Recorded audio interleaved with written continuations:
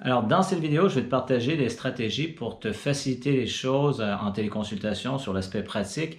Et ce faisant, ça va te permettre d'établir un excellent rapport, donc une bonne relation de confiance avec tes nouveaux clients. Donc, souvent, beaucoup de thérapeutes et de coachs qui ne l'ont jamais fait se demandent est-ce que je vais vraiment être capable de le faire. Alors, déjà, dans cette vidéo, on va le voir et on va également le voir dans la prochaine vidéo sur le mindset.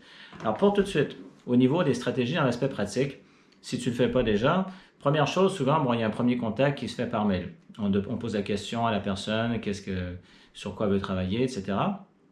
Pour en arriver ensuite, donc dans la mesure où c'est dans nos cordes, donc on dit oui, c'est bon, ça je peux t'aider pour tel truc. Donc on fait un petit appel téléphonique qui peut durer une dizaine de minutes et où on revient sur les points que la personne a mentionnés donc, par mail. Et on valide certaines choses, donc selon notre approche qu'on utilise.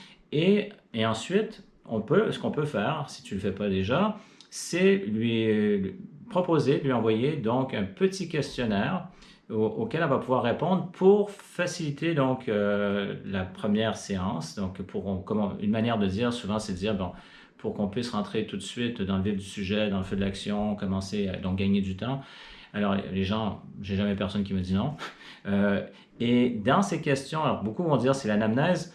Oui, en termes d'historique de ce que la personne a vécu, mais ce qui nous intéresse également, c'est comment la personne fonctionne maintenant au présent.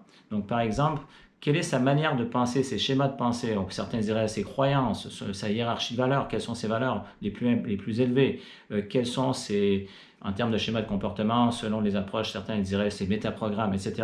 En fait, selon l'approche que tu utilises, c'est ce que tu veux avoir, c'est cette compréhension de cette personne-là maintenant dans le présent, évidemment en comprenant aussi son historique avant.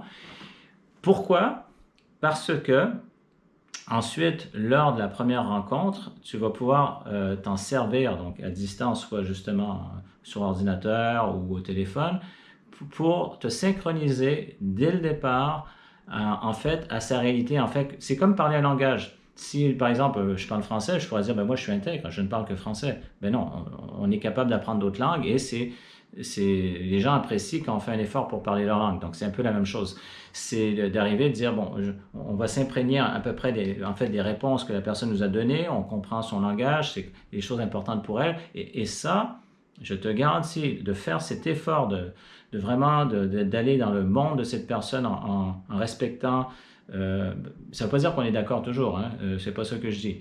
Mais en fait, on n'est pas dans le jugement, on va rejoindre la personne là où elle est, dans sa réalité, donc par rapport à sa perception du monde. Ben, en faisant ça, il y a une relation de confiance qui s'installe extrêmement rapidement parce que souvent dans le questionnaire, elle nous a livré des choses hyper personnelles que très souvent, même ses proches ne savent pas. Donc, elle nous a fait confiance et nous, on honore cette confiance et même, on fait cet effort de parler son langage. C'est une métaphore, mais c'est quand même pas mal vrai. Donc, petit échange de mail, on demande c'est quoi l'objectif, c'est quoi le changement que tu veux faire, etc. La personne nous répond, on valide. Petit appel téléphonique dans lequel on dit d'accord, si tu veux, avant de prendre rendez-vous, je t'envoie ce petit questionnaire.